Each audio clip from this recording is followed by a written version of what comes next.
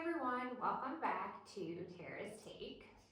If you've been watching the market in St. John's lately, you've probably noticed something a little bit confusing.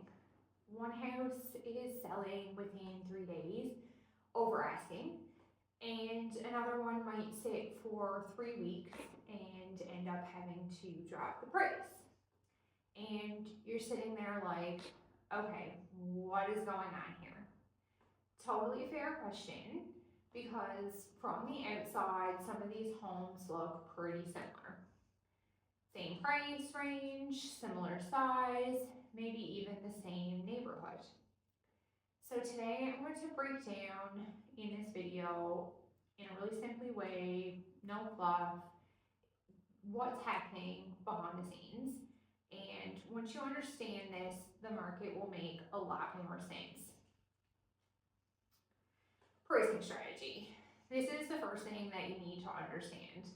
List price is a strategy, not always the exact value that the home will sell for. And this is where a lot of people get tripped up. Some homes are priced right at market value, some are slightly above, or others are intentionally a bit lower to attract attention. Now, here's what happens in real life. If a home is priced just under where it should be, it tends to get more eyes on it, more showings, and a lot of times multiple offers. That's when you see a home go over asking. But if a home is priced too high, buyers here in St. John's are smart. They've been watching listings, they'll just skip over it, or worse, they'll go and see it and then say, yeah, that's not worth it. Once this happens, it's like when a house sits too long on the market, people start to wonder what's wrong with it, even if there's nothing wrong with it. Market demand. What are buyers actually doing right now? Because the market in St. John's isn't a one size fits all. You can have one price range that's super competitive and another that's a little slower. So for example, if you have a well-priced home in a popular price range, say something that's affordable to first-time home buyers, you might get a lot of interest. But if you're in a really high price point or something more niche, this might take a little longer, and this changes throughout the year as well. Like the spring market, things tend to pick up a bit. In the middle of the winter in Newfoundland, things are a little slower when it's snowing sideways and nobody wants to leave the house. So timing and demand are a huge factor in whether something will sell over asking or not. Buyer psychology. This is the part nobody talks about enough. Buyers are emotional. Even the most logical, spreadsheet-loving buyer walks into a house and goes, I just don't love it. And that's it.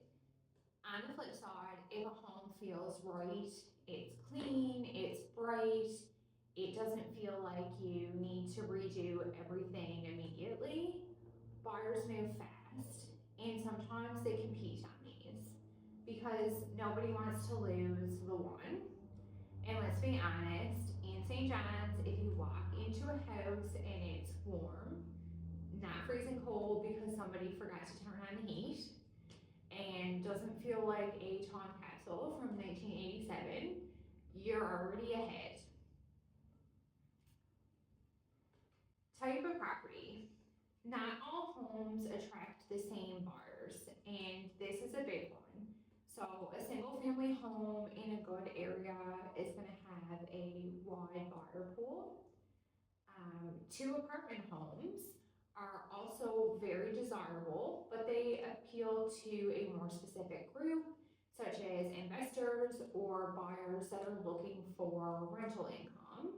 So even if 2 homes are priced the same, if one appeals to more people, it's way more likely to get multiple offers. And then you have unique properties.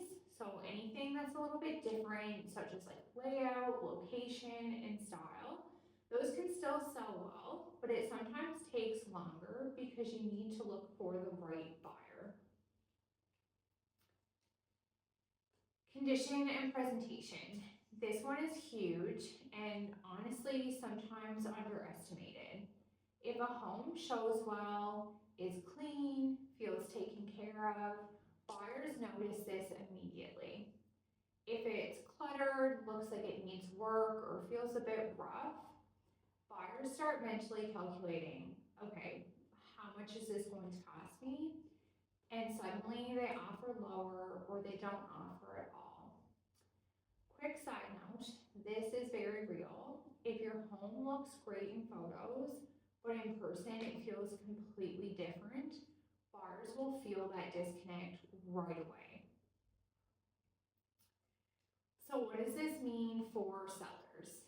If you're thinking about selling, this is where everything comes together.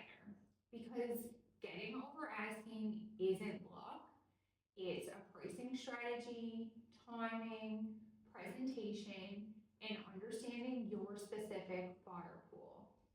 When those line up, that's when you get strong results. Sometimes multiple offers, and yes, sometimes over the asking price. But if one piece is off, it can slow everything down. What does this mean for buyers?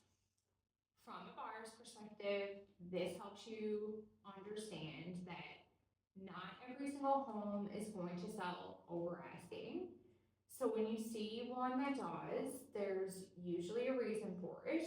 And when you see one that's sitting, there's possibly an opportunity there. So instead of assuming that everything is going to go over asking, you can start to read the market a little better. If you're a buyer and you're trying to figure out how to navigate this market, especially when a lot of homes are going in competition, but then there's some others that are not, I've put together a great buyer's guide that walks you through the entire process step by step. And if you're a seller, this stuff matters even more because pricing and strategy can completely change the outcome. I do also have a seller's guide that breaks this down in a really clear and practical way. Thank you so much for watching this episode of Tara's Take. Feel free to like, subscribe, or leave a comment on your thoughts on the St. John's Market. I'll see you next week.